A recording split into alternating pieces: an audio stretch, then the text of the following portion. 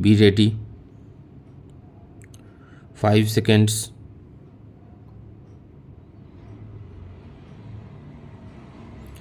Start.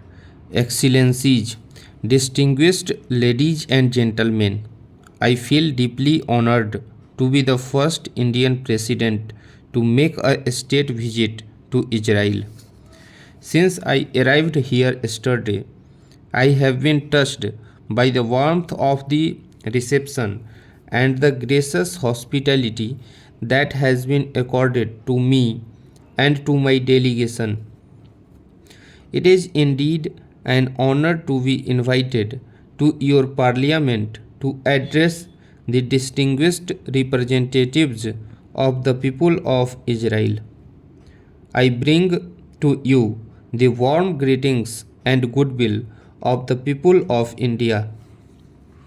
Having participated intensely in the deliberations of the Indian Parliament since I was first elected to the upper house in 1969, I feel very much at home when I visit other great parliaments of the world, and this is one such occasion. The Parliament, with its unique structure and responsibilities of making the basic laws that substitute a written constitution, has proved the power of parliamentary discussion and debate. Having been a parliamentarian and public servant for over 50 years, I am today more convinced than ever that a thorough deliberation with due consideration of all shades of opinion is the key to good policy making. I am accompanied today by the Honorable Union Minister of Social Justice and Empowerment and a delegation of members of the lower house of the Indian Parliament. They represent different political parties and constituencies across the length and breadth of India. In fact, the Indian Parliament is a drop of the Indian subcontinent and it symbolizes in every sense the unity, strength, and diversity of the Indian people. As you are doubtless aware, the general elections which took place in India last year was the largest democratic exercise of the right to vote in living history. The turnout was unprecedented and the outcome historic. For the first time in 30 years, the Indian electorate had voted for a majority government. I am happy to say that as President of India voted to office at the time of the previous government, I had the satisfaction of presiding over a very smooth transition from one democratically elected government to another. Like your parliament, the Indian Parliament has all the important functions of a legislative branch that checks the executive branch of the Indian government, questions its actions, and thoroughly examines its policies. It makes laws and has wide financial powers. No tax can be levied without its approval by the appropriate authority. My state visit to Israel is taking place at a time when relations between our two governments and our people are on a very positive trajectory.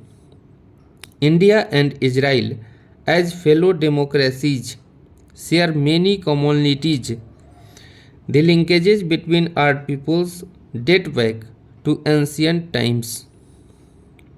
The first group of persecuted Jews who came to India landed on her western coast more than 2000 years ago. Throughout their long history, the Jewish communities in India have maintained, developed, and enriched their traditions with many Indian additions to their unique heritage. The Jewish people have been and will always be an integral part of India's composite society. Both India and Israel made parallel struggles against British rule. Our leaders adopted different methods but were inspired by the same human values and ideals.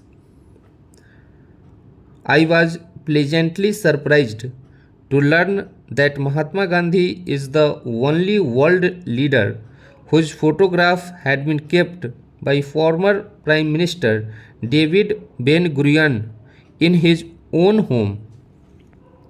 In the period after independence, our countries traveled different paths.